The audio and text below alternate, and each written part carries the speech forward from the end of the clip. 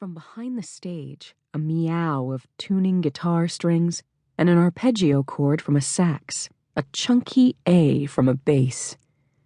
Anticipation now. Those exciting moments before the music begins to seize and seduce. The voices were loud, words indistinct, as the untabled patrons jockeyed for the best position in the standing room area. Since the stage wasn't high and the floor was flat, it was sometimes hard to get a good view of the acts. A bit of jostling, but few hard words. That was the Solitude Creek Club. No hostility. Safe. However, there was one thing that Michelle Cooper didn't care for. The claustrophobia. The ceilings in the club were low, and that accentuated the closeness. The dim room was not particularly spacious, the ventilation not the best.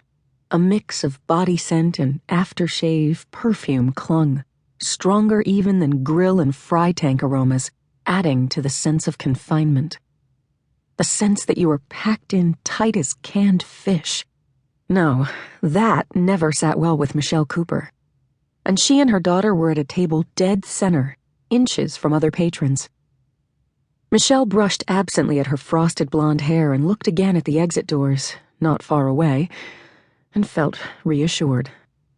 Another sip of wine. She noted Trish checking out a boy at a nearby table. Floppy hair, narrow face, hips skinny. Good looks to kill for. He was drinking a beer, and so Mother vetoed Trish's inclination instantly, if silently. Not the alcohol, the age. The drink meant he was over 21, and therefore completely out of bounds for her 17-year-old. Then she thought, wryly, at least I can try. A glance at her diamond Rolex. 5 minutes. Michelle asked, "Was it Escape? The one that was nominated for the Grammy?" "Yeah." "Focus on me, child." The girl grimaced. "Mom." She looked away from the boy with the beer. Michelle hoped Lizard Annie would do the song tonight. Escape was not only catchy, but it brought back good memories. She'd been listening to it after a recent first date with a lawyer from Salinas. In the 6 years since a vicious divorce, Michelle'd had plenty of awkward dinners and movies, but the evening with Ross had been fun. They'd laughed, they'd dueled about the best Veep and Homeland episodes, and there'd been no pressure for anything. So very rare for a first date. Mother and daughter ate a bit more artichoke dip, and Michelle had a little more wine.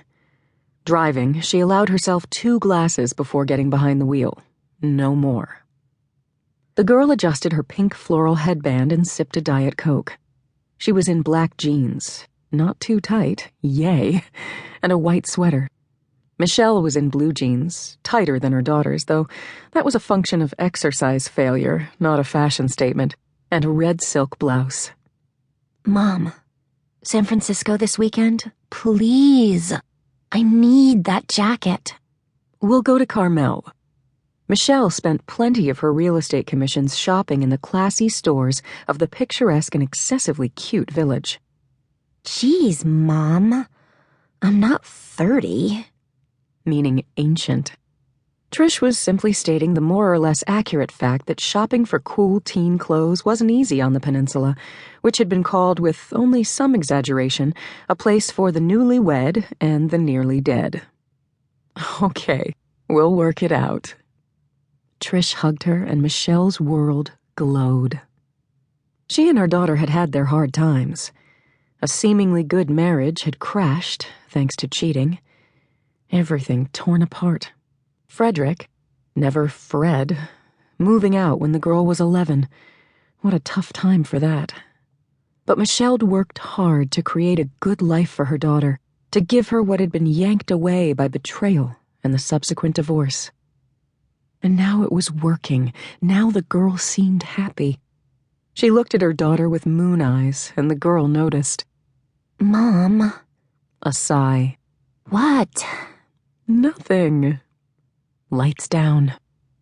PA announcements about shutting off phones, location of fire exits, upcoming shows were made by the gravel-voiced owner of the club himself, the venerable